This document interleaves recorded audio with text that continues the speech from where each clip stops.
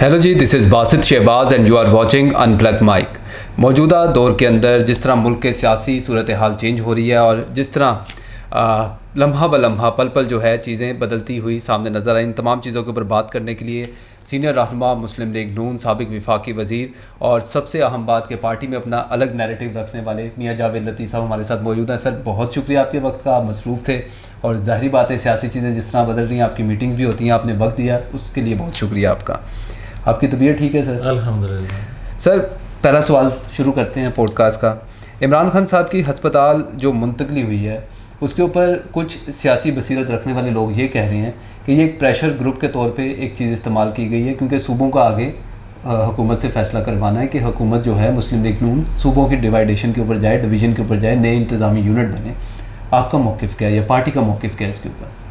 دیکھیں، جو اس طرح کے ٹیکٹکس ہوتے ہیں وہ تو اپنی جگہ، مگر ایک حقیقت ہے جس سے کوئی انکاری نہیں ہے، اور میں بڑے عرصے سے یہ بات کہتا آ رہا ہوں کہ سہولت کاری موجود ہے۔ میں بڑے عرصے سے یہ بات کہتا آیا ہوں کہ عالمی قوتوں کا دباؤ پاکستان کے اندر موجود ہے سہولت کاری کے لیے، اور آج تک اگر فارن فنڈنگ کیس کے حوالے سے آپ دیکھیں کہ فیصلہ آنے کے باوجود کبھی کسی نے فارن فنڈنگ کیس ڈسکس کیا، اور کبھی کسی نے یہ کہا کہ آئین میں یہ کیوں درج تھا کہ یہ جرم ہے اور کوئی سیاسی جماعت وداؤٹ پرمیشن کوئی فنڈنگ اس طرح فنڈ ریزنگ نہیں کر سکتی، مگر انہوں نے کیا، اور کہاں پیسے وہ خرچ ہوئے اور کن مقاصد کے لیے پیسے خرچ ہوئے۔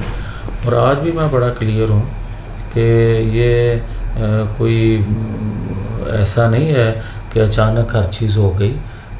اس کی آپ دیکھیں کہ 27 تاریخ دینا، 27 ستمبر، اور جو اپوزیشن لیڈر ہیں ان کی طرف سے پرائم منسٹر کو خط لکھا جانا کہ ہم الیکشن کمیشن کے لیے مل بیٹھیں، پھر یہ عدالت سے میں کہہ رہا ہوں کہ عدالت سے یہ ریلیف ملنا، اور یہی عدالتیں ان کے بارے میں جو کچھ پی ٹی آئی کہتی تھی یا وہ غلط تھا یا پھر آج اقرار کریں، اور اگر اقرار نہیں کرتے تو کم از کم یہ ضرور کہہ دیں کہ چلیں ان کے بقول کے اس وقت آزاد نہیں تھی، کیا پھر آج آزاد ہو گئی ہیں؟ لیکن میاں صاحب اگر میں سمجھنا چاہوں جب آپ بات کرتے ہیں کہ آپ سسٹم کے اندر رہے ہیں اور ابھی بھی سسٹم کے ساتھ ایفیلیٹڈ ہیں، حکومت کے ساتھ چیزیں وغیرہ معاملات دیکھتے ہیں، میٹنگز ہوتی ہیں، سہولت کاری کی جب ہم بات کرتے ہیں، یہ سہولت کاری کس طرح ہو رہی ہے، کس کے تھرو ہو رہی ہے؟ اگر میں یہ جاننا چاہوں آپ سے، ہم نے یہ مان لیا کہ یہ سہولت کاری بیرون ملک سے ہو رہی ہے، لیکن اس کے محرکات پاکستان میں کون ہے؟ جیسے عمران خان سائفل لہرایا کرتے تھے اور کہا کرتے میری حکومت الٹی ہے، جنرل باجوہ کو اور پھر عاصم منیر صاحب کو انہوں نے بلیم کیا، یہ سہولت کاری کے محرکات کون ہے اگر میں جاننا؟ دیکھیں باسط، میں جب پہلے کہا کرتا تھا اور کیبنٹ میں بھی تھا، تو کیبنٹ میٹنگ جب ہوا کرتی تھی اس وقت بھی مجھے تنقید کا نشانہ بناتے تھے لوگ، اپنے لوگ، اور اپنے ہی لوگ میڈیا پہ آ کے یہ بھی بات کیا کرتے تھے کہ جی سانو تو نظر نہیں آتی سہولت کاری، انہوں نے آتی۔ پھر ایک وقت آیا کہ سب نے مانا، اور پھر جب میں بات کرتا تھا 2024 کے بعد بھی انتخاب کے نتیجے میں جو حکومت بنی، تو اس وقت بھی یہ کہا کرتے تھے کہ اے تو کوئی گل نہیں جی، کوئی سہولت کاری نہیں۔ پھر آپ نے دیکھا کہ جنرل فیض حمید کو پکڑنے کی کیوں ضرورت پیش آئی، پھر آپ یہ دیکھیں کہ جیل کے اندر جو افیسر تھے ان کو کیوں گرفتار کرنے کی یا ان کو الگ کرنے کی ضرورت پیش آئی۔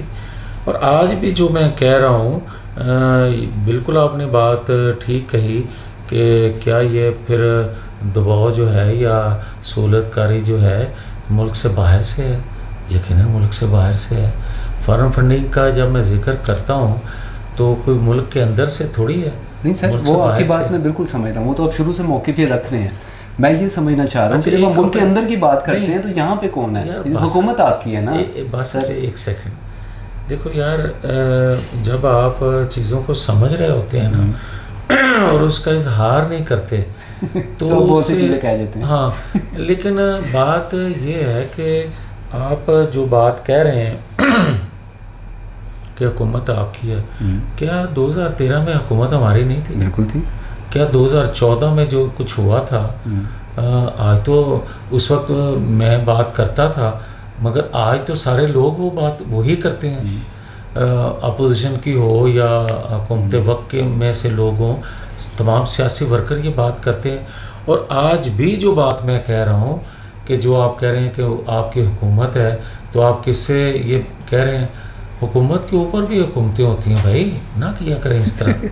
اچھا میاں صاحب تھوڑا سا آگے چلتے ہیں، مجھے بتائیے گا مسلم لیگ نون کا موقف کیا ہے نئے انتظامی یونٹ کے اوپر؟ آپ اگر بنانے کی بات آتی ہے اور ایک حکومت سے اوپر والی حکومت نے یہ فیصلہ کر لیا کہ نئے انتظامی یونٹ بنیں گے، تو کیا نون لیگ اس میں اپوز کرے گی یا ساتھ دے گی؟ دیکھیں باسط، میں یا میرے جیسے لوگ یا جماعت کے اندر یہ موقف رکھنے والے لوگ، نئے یونٹ انتظامی بنے اس سے کوئی انکاری نہیں ہے. ٹھیک ہے، نہ میں انکار کرتا ہوں، مگر ماحول نہیں ہے. آپ اچھا کام برے انداز سے کریں گے تو فائدے کی بجائے الٹا نقصان ہوگا. میں یہ بات کہتا آ رہا ہوں کہ آپ نے کوئی 70 سال کے بعد یا 65 سال کے بعد ایک صوبہ سرحد ہوا کرتا تھا جس کا نام آج خیبر پختونخوا ہے. اس خیبر پختونخوا 65-70 سالوں میں صرف نام چینج کر سکے آپ. وہ کہتے رہے کہ ہر جگہ پنجابیوں کا جی پنجاب ہے، سندھیوں کا سندھ ہے، جی بلوچیوں کا بلوچستان ہے، ہمارا کیوں نام اس طرح ہے. اچھا پھر آپ یہ دیکھیں کہ کنسنسس سے اس کا نام چینج ہوا 18ویں ترمیم میں، مگر جب نام اناؤنس کیا تو ہزارہ بیلٹ والوں نے کہا کہ ہمیں یہ نام منظور نہیں ہے، اس لیے ہمیں نیا صوبہ بنا کے دیں آپ. یہ بڑے حساس ایشو ہوتے ہیں. آپ پہلے ماحول بنائیں، سیاسی جو ٹیمپریچر ہائی ہے اس کو نارملائز کریں، اس کے بعد سیاسی جماعتوں کو آپ آن بورڈ لیں، اس کے بعد ریلیونٹ جو فورم ہے وہاں جا کے آپ یہ کام، اچھا کام برے انداز سے نہ کریں، اچھا کام اچھے طریقے سے ہوئے گا تو اس کے اثرات اچھے آئیں گے. ٹھیک ہے میاں نواز شریف صاحب، اگر میں ون لائنر میں آپ سے پوچھنا چاہوں، ان کے حق میں ہیں نئے یونٹس کے؟ میں یہ کہتا ہوں کہ نواز شریف ہوں یا کسی اور جماعت کا کوئی ہو، کوئی بھی انکاری نہیں ہے. ٹھیک ہے، مگر یار یہ طریقہ کار غلط ہے. ایک طریقہ کار، اور دوسرا یہ بھی غلط ہے کہ جنہیں میں اپنے صوبے میں دوسرا صوبہ نہیں بننے دوں گا وہاں بنا لیں. نہیں، یہ نہیں ہوتا. جب ہوگا تو پھر ایک راستہ بورڈ ہوگا. ٹھیک ہے، پھر چاروں صوبوں کو ان کی ڈاؤن سائزنگ یا ان کے انتظامی یونٹ جو بھی آپ نام دے لیں وہ بنے گی. اس طرح نہیں ہوتا کہ پک اینڈ چوز کریں گے تو پھر بھی خرابی ہوگی. اچھا میاں صاحب، اگر میں ذاتی طور پہ آپ سے سوال پوچھنا چاہتا ہوں کہ ہم تو اسٹوڈنٹ ہیں جرنلزم کے، اور ابھی شعبہ ہمارا 2-4-5 سال کا ایکسپیرینس کچھ بھی نہیں ہوتا ہے اس شعبے میں.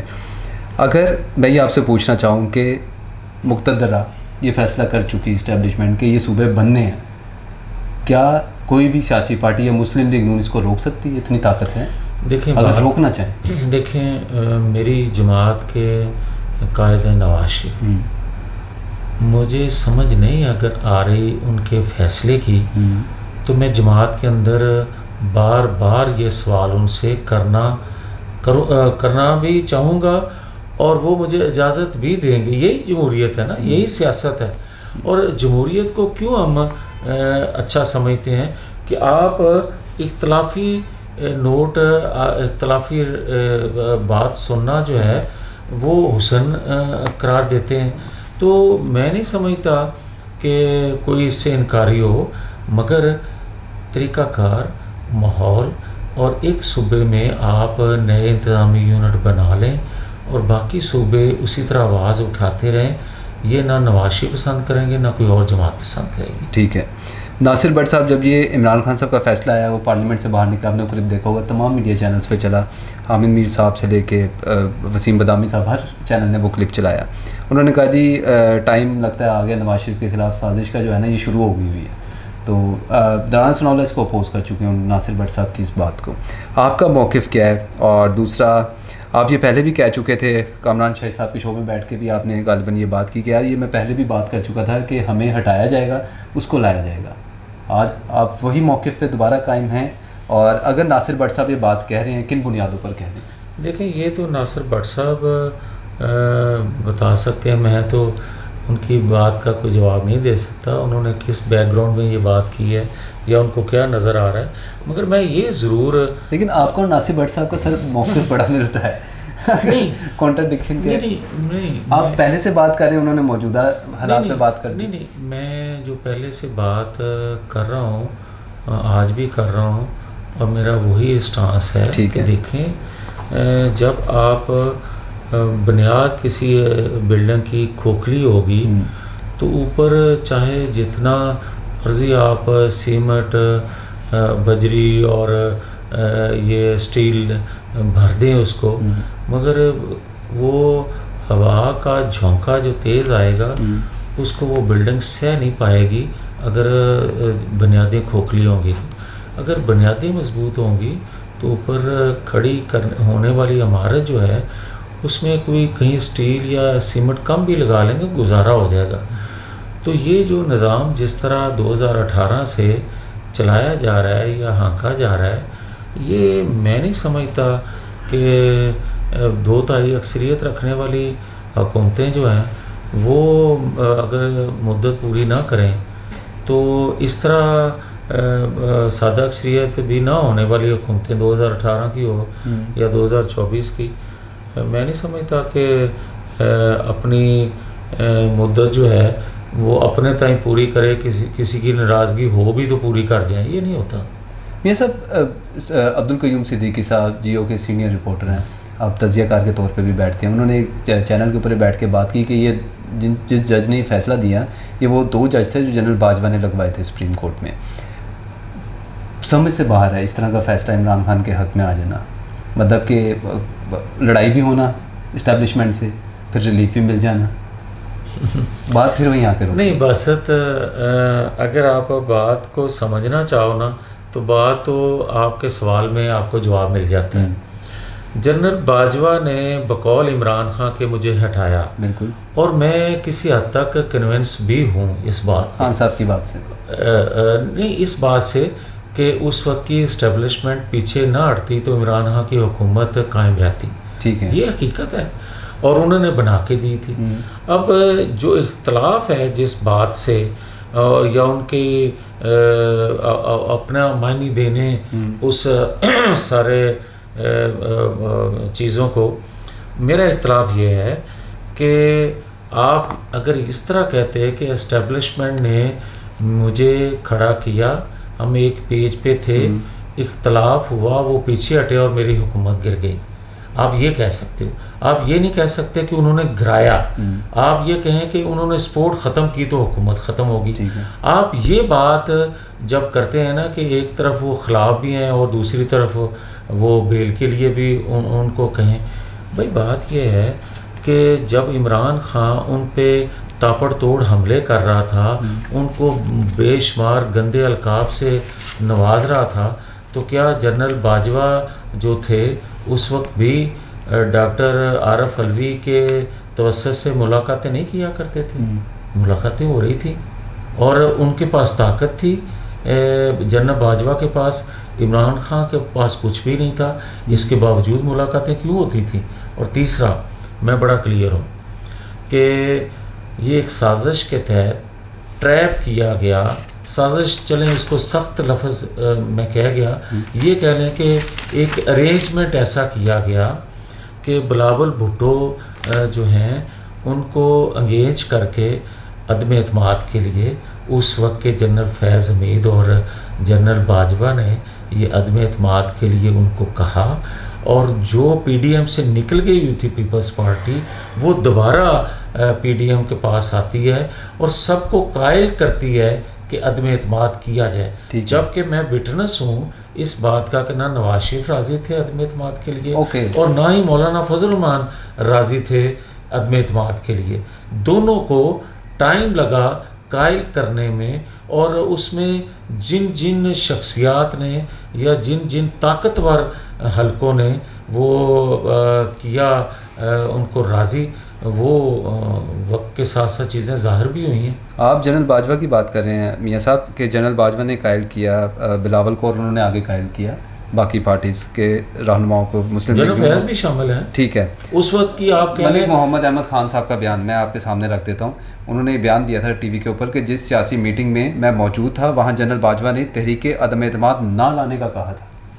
ملک محمد احمد خان صاحب انہوں نے اس شکل میں کہا تھا کہ اگر اپوزیشن جو ہے وہ ان کی باتیں مان لیتی ہے اور اگلے ٹرم کے لیے ان کو دوبارہ ایکسٹینشن کے لیے راضی ہو جاتی ہے تو وہ عدم اعتماد کی بجائے کہتے تھے کہ انتخابات نئے کروا دیتے ہیں. ٹھیک ہے. عدم اعتماد نہیں لاتے، انتخابات جو ہے وہ ریسکیجول کر لیتے ہیں. وہ حکومت تو دو شکلوں میں ان کی جا رہی تھی. بالکل. اچھا میں ملک محمد احمد خان صاحب کے اوپر ہی رہتا ہوں، یہ امپورٹنٹ پوائنٹ ہے، میں آپ سے پوچھنا چاہوں گا سر. زبیر خان صاحب سابق گورنر آپ کی پارٹی کے سندھ کے، وہ کہتے ہیں کہ جی باجوہ نے نواز شریف صاحب سے لنڈن میں ملاقاتیں کی اور عمران خان کی حکومت کے خاتمے کے لیے پس پردہ کردار ادا کیا. ملک محمد احمد خان صاحب نے پہلے اس کو جھٹلایا کہ کوئی ملاقات نہیں ہوئی. ٹھیک ہے.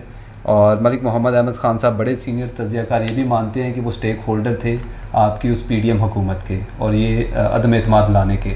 ملک محمد احمد خان صاحب جو اسپیکر پنجاب اسمبلی ہے اس وقت. پھر وہ تیسرا بیان میں آپ کے سامنے بھی بتا دیا، انہوں نے کہا جی جنرل باجوہ نے اس کو منع کیا، یعنی ملاقات ہوئی. وہ کہہ رہے ہیں میں اس ملاقات میں تھا، میٹنگ میں تھا، پہلے انہوں نے ڈینائی کیا. دیکھیں پہلی بات تو یہ ہے کہ میرے علم میں یہ بات نہیں ہے، اور آج تک صدقے دل سے یہ بات کہہ رہا ہوں کہ میرے علم میں نہیں ہے. ٹھیک ہے. دوسری بات جو وہ کہہ رہے ہیں میں نہیں سمجھتا، اور جس نواز شریف کو میں جانتا ہوں کہ انہوں نے ملاقات کی ہو، یہ بھی میں یقین سے بالکل میں اپنے تئیں یہ بات یقین سے کہہ سکتا ہوں کہ میں جس نواز شریف کو جانتا ہوں یہ ملاقات نہیں ہوئی ہوگی. ٹھیک ہے. تو قائل کس کو کیا گیا پھر عدم اعتماد کے لیے دیکھیں پارٹی کے اندر؟ اگر نواز شریف صاحب تو قائد ہیں، وہ ان کے بغیر تو فیصلے نہیں. دیکھیں یہاں سے مسلم لیگ کی یہاں کی جو قیادت تھی بشمول شہباز شریف صاحب اور باقی سارے لوگ 13 رکنی ایک وفد جماعت کا گیا تھا جنہوں نے قائل کیا ان کو عدم اعتماد کے لیے، اور نواز شریف اس بات پہ ایگری ہوئے کہ اگر عدم اعتماد کیا بھی جائے، تمام اپوزیشن جماعتیں عدم اعتماد کرنا چاہتی ہیں تو پھر اس شرط پہ ہوگا کہ اگلے ہی دن آپ انتخاب اناؤنس کریں گے، نئے انتخابات کی اناؤنسمنٹ اور ڈیٹ دیں گے، دین میں راضی ہوں، ادروائز عدم اعتماد کی ضرورت نہیں ہے. میاں صاحب آپ جو بات کر رہے ہیں یہاں سے 13 رکنی وفد جو میاں صاحب جو قائد ہیں مسلم لیگ نون کے، میاں نواز شریف صاحب ان کو قائل کرنے گیا لنڈن، یہاں سے رابطہ کس کا تھا اسٹیبلشمنٹ کے ساتھ؟ دیکھیں بہت سے لوگ تھے، آپ نام میرے زبان سے سن بھی چکے ہیں، جہاں میں نے کہا تھا کہ کچھ سہولت کار جماعت کے اندر بھی موجود ہیں، میں نے نام لیے تھے اور یہ کہا تھا کہ کچھ مفاہمت پسند ہیں، اور پھر نام لینے کی وجہ سے شوکاز بھی مجھے جماعت سے ملا تھا. تو دوبارہ اگر شوکاز دوانا چاہتے ہیں تو نام لے لینا، مگر خواجہ آصف صاحب تو خود اقرار کرتے ہیں کہ میرے رابطے تھے. وہ تو کہتے ہیں 2018 کے الیکشن کی رات بھی میں نے جنرل باجوہ کو فون کیا تھا. اور فروری میں جو ریحانہ ڈار صاحب کے ساتھ الیکشن ہوا تھا اس پہ آپ کا کیا اسٹانس ہے؟ نہیں دیکھیں وہ اگر میں الیکشن کا پوچھنا چاہتا ہوں، دیکھیں وہ خود جب یار باسط جب وہ ایک بندہ خود بات کرتا ہے تو پھر آپ مجھے تو نہ اس طرح کریں، آپ باقی بات ان سے پوچھ لیں. ٹھیک ہے. خواجہ صاحب ٹائم دیں گے تو میں ضرور ان سے پوچھوں گا. محسن نقوی صاحب جب یہ بات کرتے ہیں میاں صاحب کہ یہ حکومت کا سسٹم جو ہے وہ کولیپس ہو چکا ہے، کیا یہ موجودہ وفاقی حکومت پہ چارج شیٹ نہیں ہے؟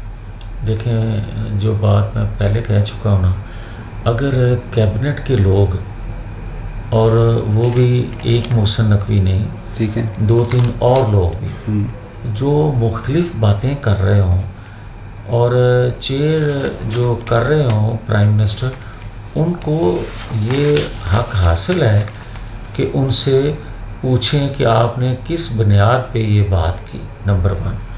نمبر 2 یہ ہے کہ بات کرنے والوں کو بھی دیکھنا چاہیے کہ ہم اسی فورم کا حصہ ہیں، اور اگر وہ ڈیلیور نہیں کر رہا تو ہمیں اس فورم کو پھر چھوڑ دینا چاہیے.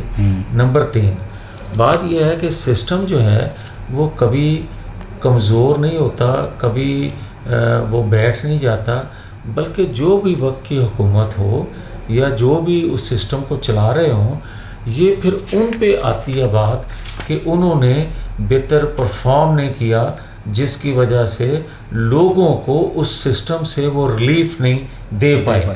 یہ نہیں ہوتا کہ ایک وقت کی حکومت جو ہے یا وقت کے وزراء جو ہیں یا وقت کا وزیر جو ہے وہ پرفارم خود نہ کر پائے اور کہے کہ سسٹم جو ہے وہ بیٹھ گیا۔ سسٹم آپ 75 سالوں سے کتنے سسٹم آپ نے آزمائے، آپ کبھی کسی سسٹم کو آزادانہ آپ نے چلنے دیا، کبھی کسی سسٹم کو آپ نے آزادانہ طور پہ کام کرنے دیا؟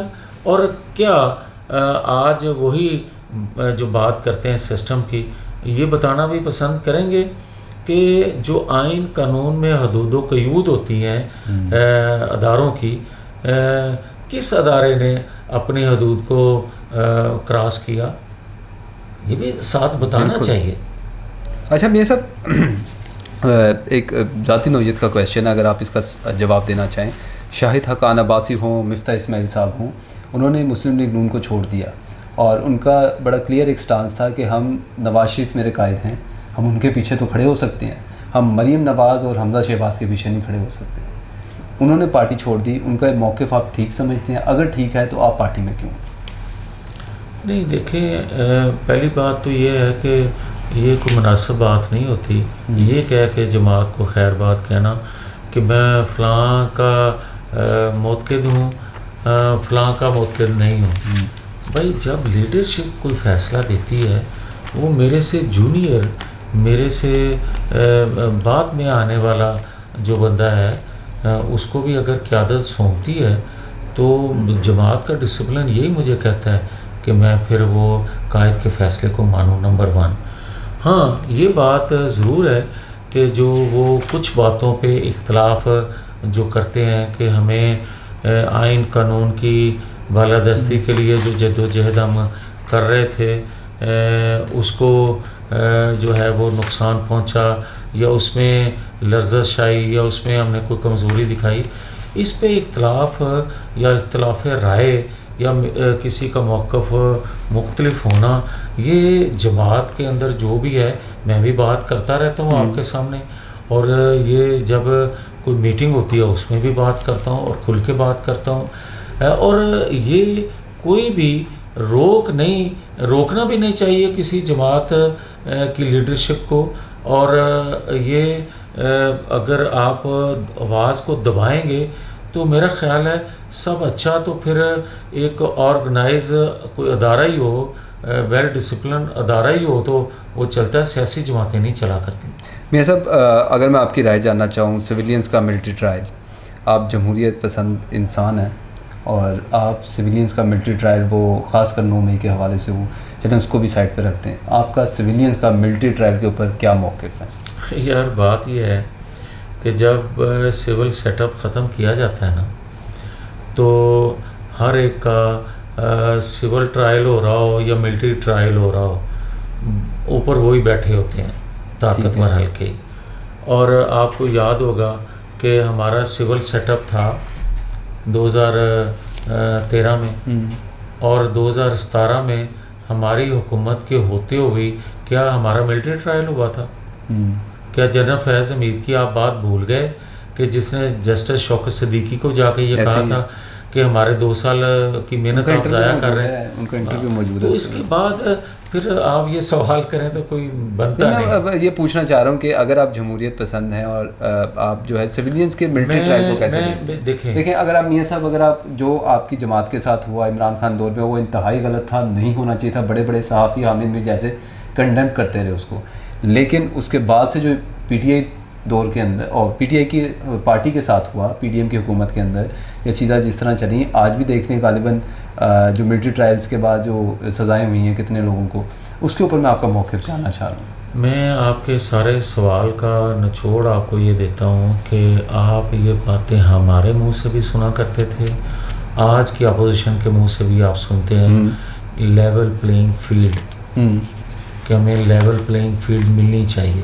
لیول پلینگ فیلڈ اس کو آپ کہتے ہیں.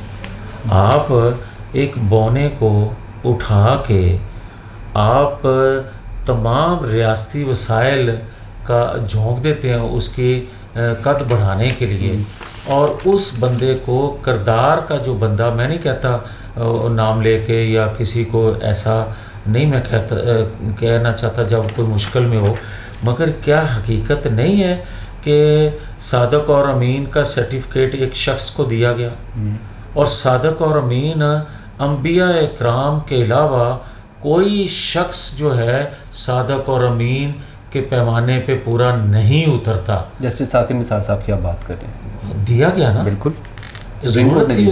اور کیا دینے والوں کو علم نہیں تھا؟ اچھا, دلوانے والوں کو علم نہیں تھا؟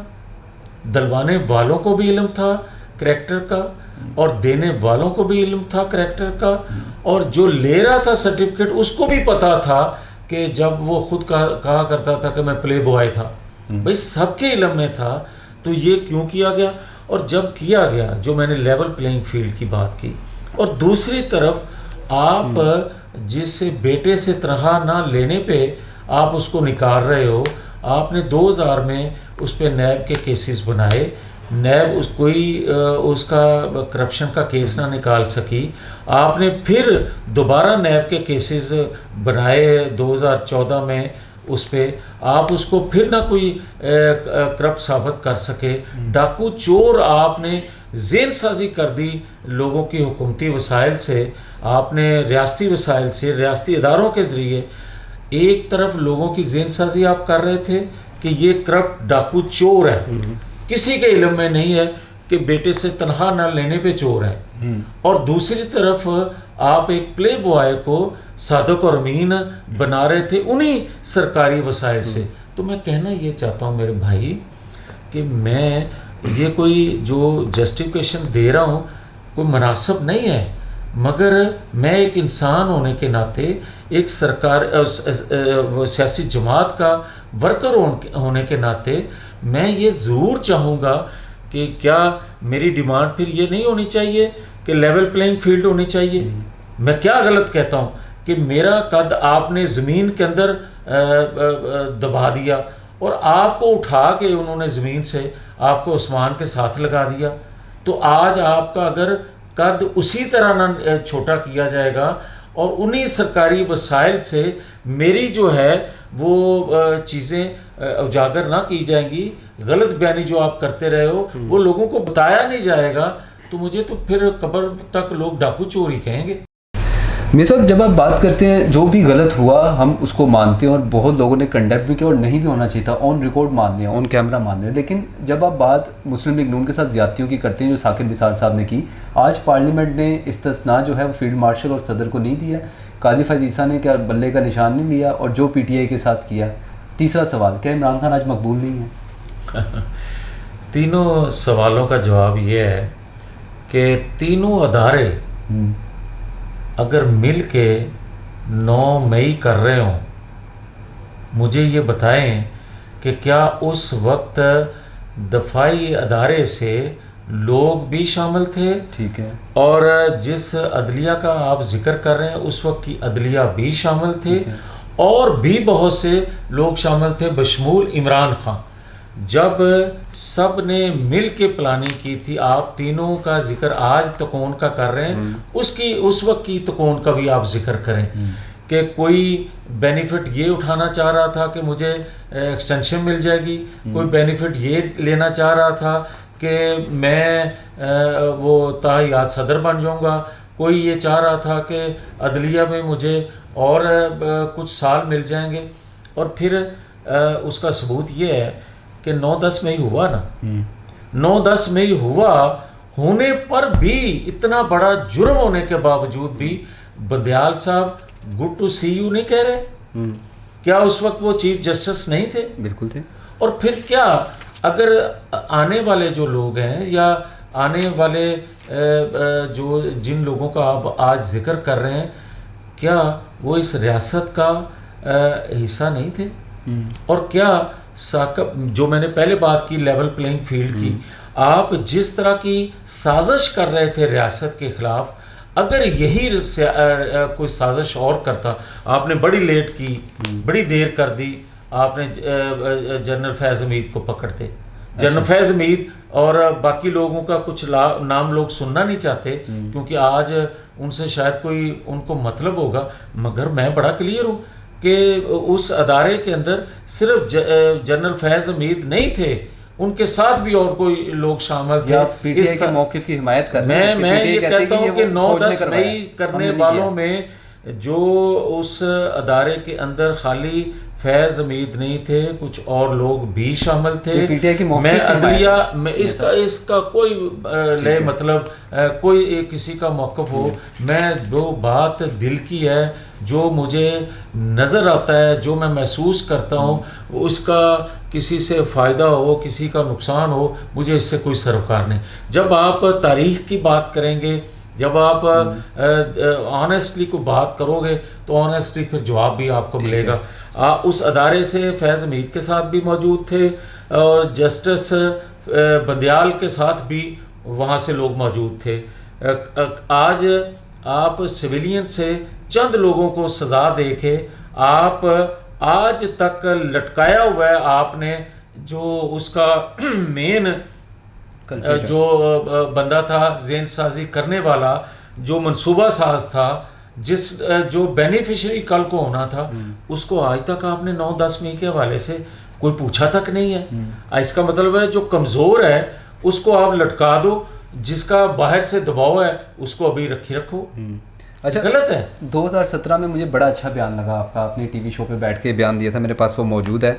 ایک ٹی وی پروگرام میں آپ نے کہا تھا کہ آج جو نواز شریف کے ساتھ کیا گیا وہ غلط تھا، ایسے فیصلے عمران خان کے ساتھ بھی نہیں ہونے چاہیے. یہ آپ نے تب کہا تھا. آج جو ان کے ساتھ ہو رہا ہے اس کو کنڈیم کرتے ہیں آپ، وہ غلط ہے. دیکھیں نواز شریف کا جو کچھ یہ آپ 2017 میں کہہ رہے تھے. میں آج بھی وہی بات پہ کھڑا ہوں کہ نواز شریف ہوں، عمران خان ہوں، زرداری ہوں، مولانا فضل الرحمان ہوں، اگر آپ اپنی ضرورت کے تحت اپنی خواہش کو پورا کرنے کے لیے کسی کو غلط سزا دیتے ہو تو وہ غلط ہے. آج تک مجھے یہ بتائیں کہ نواز شریف پہ آپ کرپشن ثابت کر سکے؟ کوئی آپ نے 3 دفعہ نواز شریف کو پرائم منسٹر شپ سے ہٹایا اور 3 دفعہ اپوزیشن میں گئے، 3 دفعہ وہ قید ہوئے، مگر اس کے باوجود آپ انہیں کرپٹ ثابت نہیں کر سکے. مگر عمران خان کو آپ نے 1 دفعہ پرائم منسٹر بنایا اور 1 دفعہ آپ نے اس کو اتارا، مگر اس نے جو کچھ پھر کہا، کیا 3 دفعہ اتارے جانے والے کو اس کو عدم اعتماد کے ذریعے ایک آئینی طریقے سے ہٹایا، اس کو آئینی طریقے سے بھی نہیں ہٹایا. اس کے باوجود اس نے جو ریاست کے مفاد میں چیزیں تھیں اپنی زبان پہ نہیں لے کے آئے، محض اس لیے کہ اگر میں زبان پہ لاؤں گا لوگوں میں پاپولر تو ہو سکتا ہوں مگر اس سے ریاست کو، ریاستی اداروں کو نقصان پہنچے گا. پاپولر تھے، آپ نے تمام الیکشن جیتے، بائی الیکشن. آپ نے گجرانوالہ کے اندر میاں صاحب نے جب خطاب کیا، وہ خطاب ساروں کو یاد ہے جس میں نام لیے گئے. آج بھی لے رہے ہیں. ٹھیک ہے، آج بھی لے رہے ہیں. بات یہ ہے اس وقت بے نظیر صاحبہ بھی لیتی رہی، اس وقت بھی نام لیے تھے، آج بھی نام لے رہے ہیں اور کوئی شرمندگی نہیں ہے. ٹھیک ہے، یہ بھی بات ساتھ کہہ رہا ہوں، مگر ساتھ یہ بات کہہ رہا ہوں کہ بھائی آپ سارے ادارے کو بلیم کرنے کی بجائے آپ نام لو. آپ سمجھتے ہو نا کہ یہ غلط ہو رہا ہے اور فلاں فلاں کر، ہر کوئی تو کر رہا ہے نا، ایسے ہی آپ اس کے نام لیں. آپ عدلیہ میں کوئی لوگ، آپ جسٹس قاضی فائز عیسیٰ کا نام لیتے ہیں نا، ایسے ہی آج کے لوگ یا آج کے اپوزیشن، تو آپ اس لیے محض لو کہ آپ نے ان کے خلاف ریفرنس بنوایا تھا. آپ کو یہ کرج ہو کہ آپ کے خلاف وہ جو فیض آباد دھرنے والا ایک ججمنٹ آئی تھی، آپ اس پہ اس کو سزا دو. پھر اس نے ٹھیک کیا لیول پلینگ فیلڈ کے حوالے سے جو ہم بات کرتے ہیں.